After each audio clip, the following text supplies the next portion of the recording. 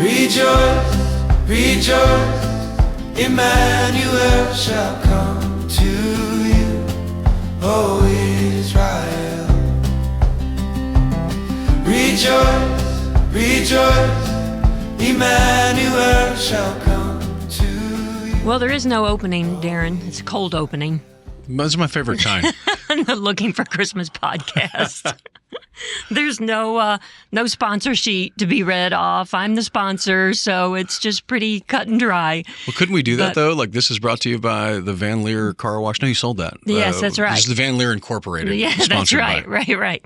And we were supposed to do this much earlier, but my mom died. Yeah, I'm sorry about that. And then you went on vacation to Southeast Asia. Yep, just over there. Just enjoying my romping ties and frolicking for 10, 12 days, however long you were there. Yeah. But appreciate you taking time. Yeah. To Well, do this. I'm glad. I'm sorry it did take so long for that. That Asia trip was kind of popped in the middle of it. And it was, Right. And I'm glad I got did. to go. I mean, we got to see tons of people coming to Jesus. Yeah, that's awesome. It's incredible what's happening there. But they're coming to Jesus because Jesus came to us in Christmas. That's right. How's there that for a you go. segue? That's an awesome segue. I love it. And I told you months ago, I wanted you for two of them, for two of the podcasts. Oh, I didn't even tell people who you are yet. Yeah, that's fine. Darren Tyler, pastor of Conduit Church, or Conduit, Conduit. as David Smallbone says, which he says it's so wrong. Yeah. And I actually said that on this podcast, Conduit. No, Conduit Church and Darren Tyler. So I appreciate you being here. I know you've got such a busy schedule, but I did tell you months ago that we would keep them short. And I did want you for looking at the right time. Right time. Yeah, that chapter was really good. Like, as you're coming through, like, the timing of nothing happened by accident. Mm-hmm. You know, God's calendar from before time immemorial, before the foundations of the earth, this was all mapped out. Mm-hmm. And honestly, part of what you wrote in there was something that really helped my faith even when I was younger, just realizing that the time that he came, everything was perfect, including the actual time that he came was perfect for us, but also perfect in his plan. Yes, yeah. And he even says it in Galatians 4:4, when the right time came, God sent his son, born of a woman. When the right time came. Other translations say the fullness of time came. Yeah, I kind of like that, the fullness of time, because it's like an hourglass coming down, and it was perfectly timed for that moment in history. And 100 years earlier, 100 years later, it wouldn't have worked. Right.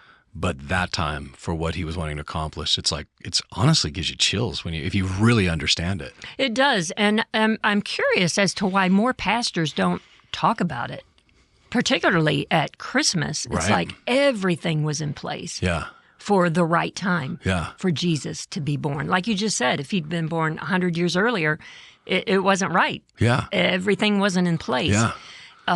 The roads weren't there. The common language wasn't there. Right. And even just the peacetime, the way that the Romans allowed, that was so unheard of in history. Right. Which was, but at that moment they were. And by the way, they weren't necessarily years before that and sometime after that. Obviously, they became very hostile to Christianity. But in that moment, they were still willing to tolerate.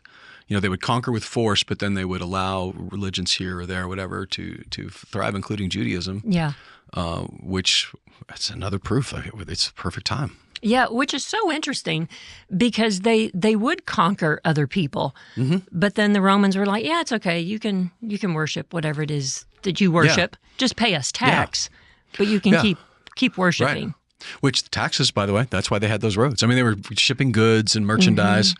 But if you've got a far-reaching empire that depends upon the taxes of the people, you got to have a way to get those taxes. They couldn't Venmo that, stuff. There was no Western Union. There's like cattle carts with bags of gold and guards that collected it. But God did what he does what he's doing today, right? We're using this technology that was not created for Christians, but we're using, and by the way, just like anything, technology can be used for bad, can be used for whatever. Most times it's just immoral, but this technology for this time is the way we're getting the gospel out, right? And it's just this is our version of a Romans road. Yeah. Yeah, and you mentioned the roads, and they built over 250,000 miles. I had not remembered that, by the way. That's incredible. Insane. Right. Like by comparison, USA, right? LA to Wilmington, whatever, North Carolina, that's like 3,000 miles. And 247,000 more miles of road for it. That was that was bananas. Right. And to think that was all in place, God was doing it all. He was laying that groundwork for when Jesus is born and he grows up and is able to go out and start ministering and his disciples to start ministering. Those roads are laid. Yeah. Which made it so much easier to get far and wide throughout that empire, that unified empire, because it was unified at that time. And those roads, when you travel, Israel especially, but Corinth, Turkey, the ruins of the Roman Empire are still there, including the roads. Mm-hmm. The city of David inside of Jerusalem, they've just uncovered. It's been about a 10-year process. They uncovered the road that leads from the Pool of Siloam to the Eastern Gate. It's actually open to the public now. I was blessed to get to go when it was not open to the public. But this is a 2,000-year-old road, and it is in really good shape. I mean, I drive on 840, rocks flying in the window, potholes, but this road is still there 2,000 years later. So they built a road that worked, and then roads that would last. Mm-hmm. Yeah. Yeah, it's awesome. It's incredible.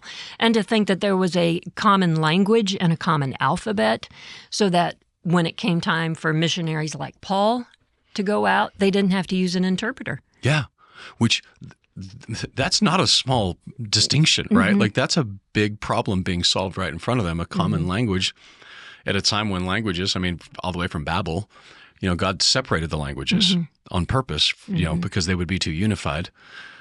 Unified for evil, right? But now there's a common language, but he leveraged that to be unified for good. To this day, we can still read the original Greek, which is the other language. That's still and those documents have all been, most of them have all been found. Like we know what they said because the Dead Sea Scrolls, we found them. But the common language, the common road, it's remarkable when you think about it in general of what Rome was able to accomplish. And then you take a step back and say, but God was behind the scenes, putting the chess pieces in place. Caesar Augustus, the emperors, the right ones. And he used an evil government for his purposes. What the enemy meant for harm, God used for good. Yeah. With it. So I don't know if you remember this, Donna, but I taught this. It's been a few years ago, so I don't know why you would remember it.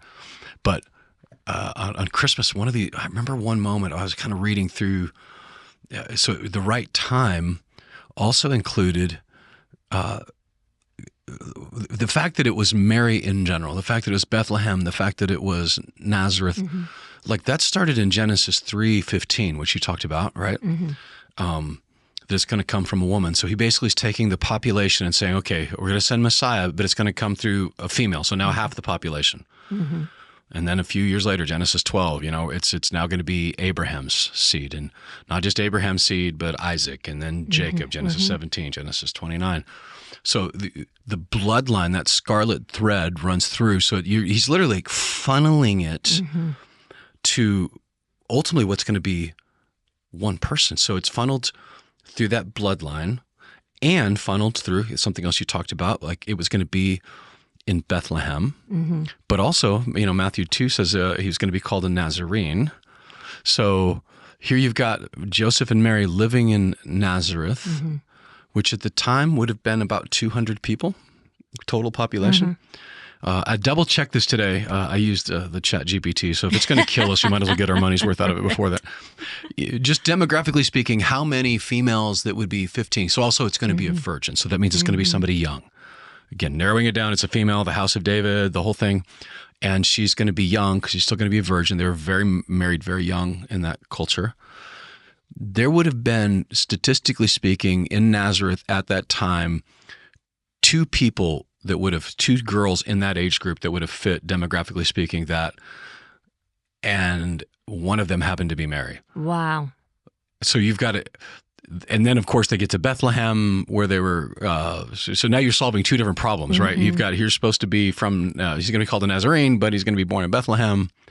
Micah, is it Micah 4? Micah 5? Micah 2, I believe. Micah 2. Yeah, so all these prophecies were all there, but it literally, if you were to put it on a whiteboard, it literally just sort of funnels down to one 15-year-old girl in history at that specific moment in time. So it's the right time, the right place, the right person, perfectly planned by God before the foundations of the earth.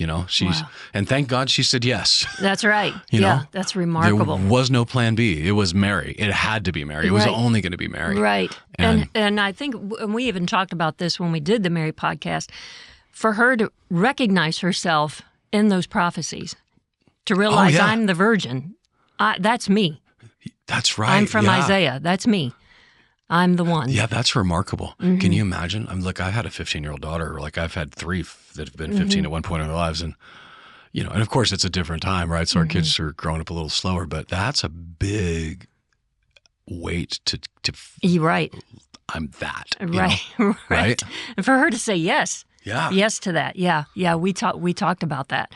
For any of them involved here, for Joseph to move forward and say yes to that. Yeah, right. Although he never speaks a word in the scriptures. Isn't that a remarkable thought? You might have been the first one that ever brought that up to me, because I remember thinking that's true. And you see, obviously, the genealogy at David. It's for Mary, it goes to Nathan. I can't remember where Joseph's side is through Bathsheba.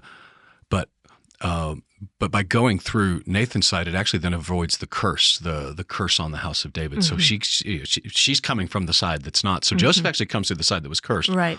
But because she was a virgin, he's technically the stepfather.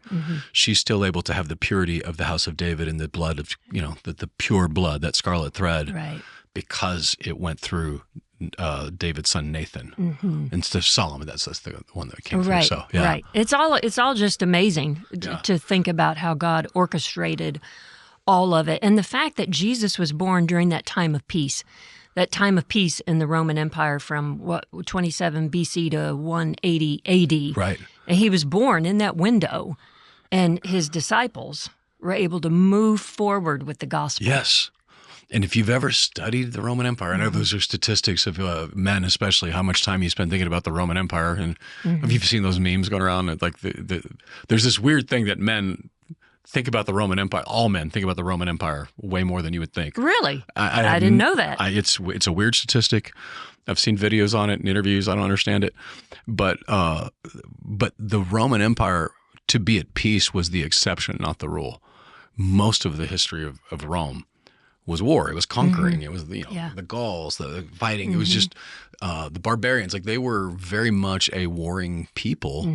So to have that 100 and some odd years of peace, and it happened to start right around the time that Jesus was getting ready to go full send, into the sending his disciples out, was again God moving his chess pieces in it in a way that I think that when you read other religious texts, the Quran will make a claim about Muhammad. He went to Medina, but there's no. They just make the claim. They don't even back it up. And the Quran doesn't back it up. But those genealogies, those things, like when you're doing the one-year Bible reading plan, you think, oh, I got to get to the genealogies again.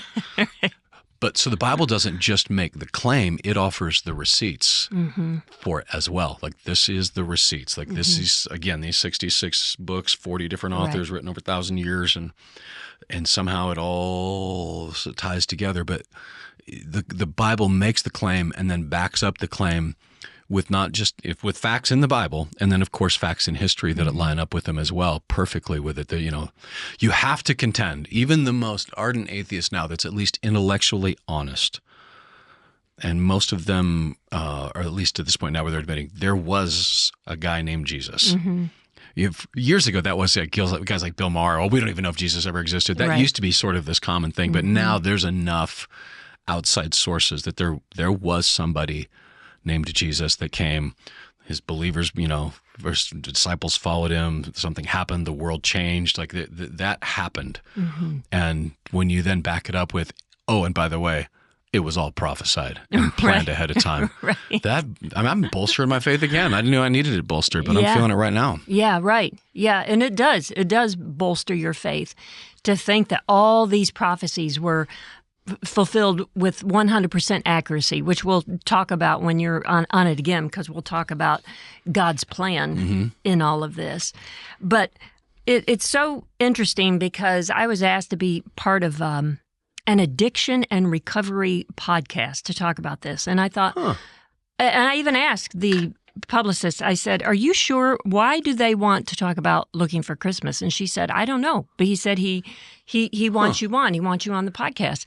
So I go on the podcast, still so uncertain. I was like, I don't think this guy knows what he's doing. This is looking for Christmas. But he specifically wanted to talk about it because of that chapter, The Right Time. Interesting.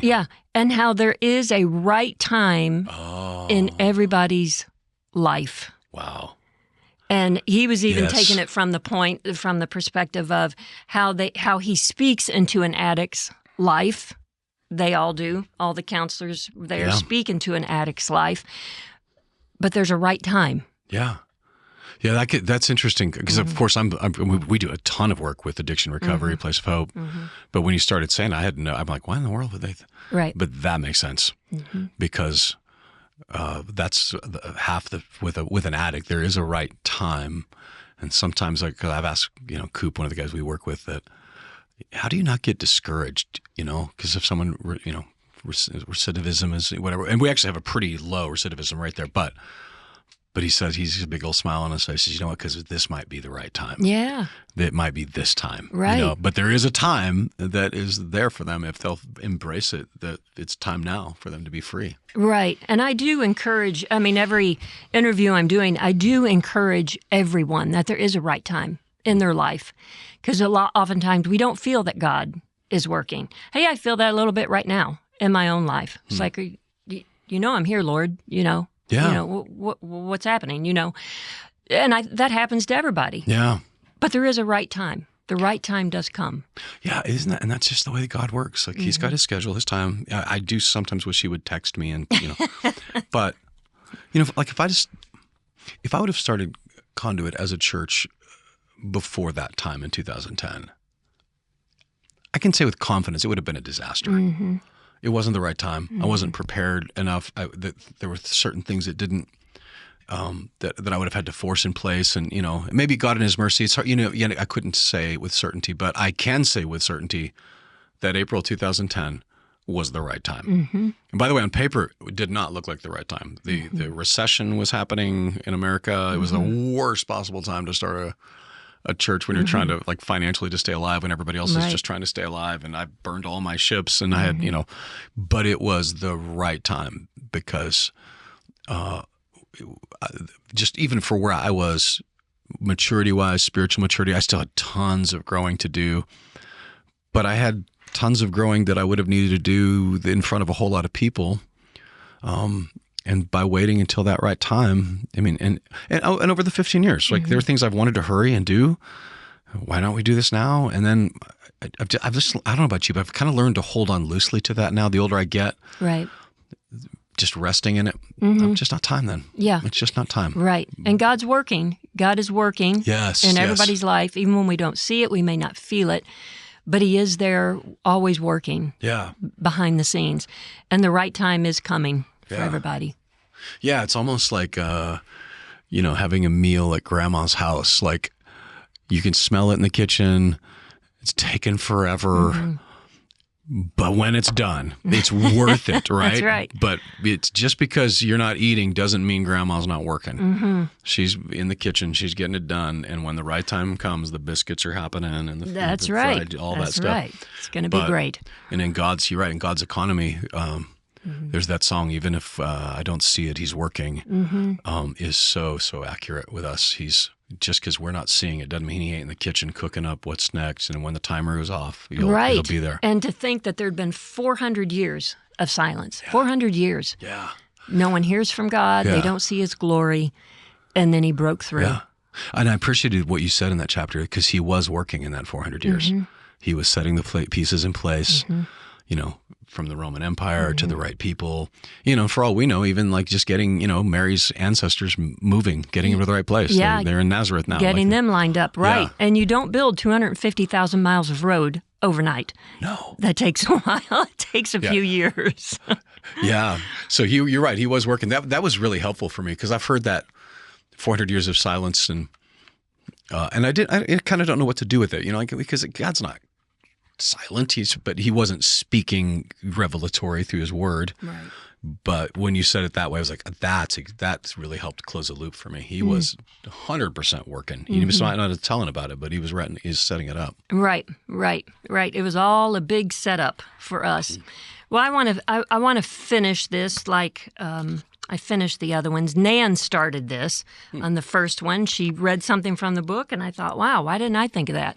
So I'm going to read from this chapter, Looking at the Right Time. Jesus' birth at that point in history was the result of what J. Warner Wallace calls a prophetic fuse that had been burning for centuries. Yeah, I love that language, by the way. Prophetic fuse, I know. It was awesome. Scripture revealed the future arrival of Jesus through the gradual revelations of the Jewish prophets who, over time, offered more and more details necessary to recognize him. Had Jesus come earlier, few would have identified him, given the information they had. But by the time the Jewish prophets had completed their description, it was simply a matter of waiting and watching for him. The fullness of time had come. Jesus' birth in Bethlehem happened precisely at the right time for the gospel message to spread and change the world. Whoa. Amen. We do an altar call right now. That's right. That's right.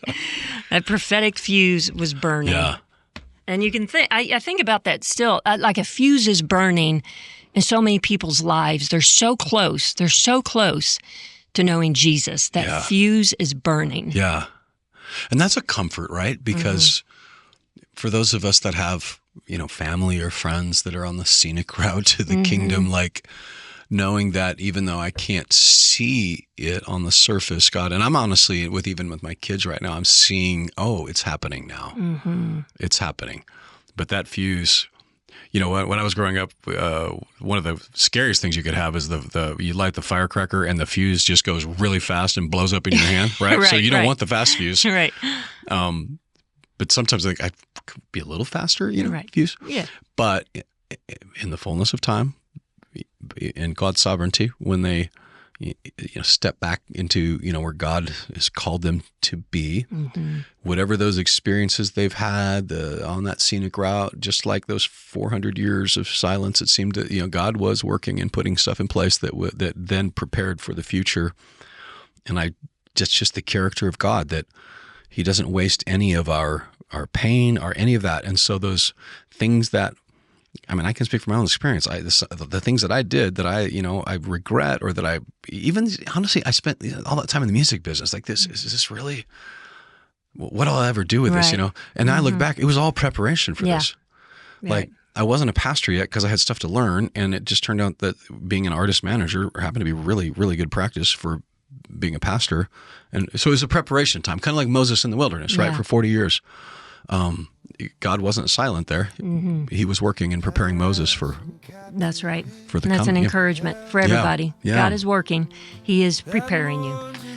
Well, thank you, Darren, and you'll be back. Thank you, Donna, to finish out this podcast. I'm just excited to get to be invited to the big kids table. This is very exciting. That's awesome. Thanks so much. Rejoice, rejoice, Emmanuel shall come to you, O Israel. Rejoice, rejoice, Emmanuel shall come.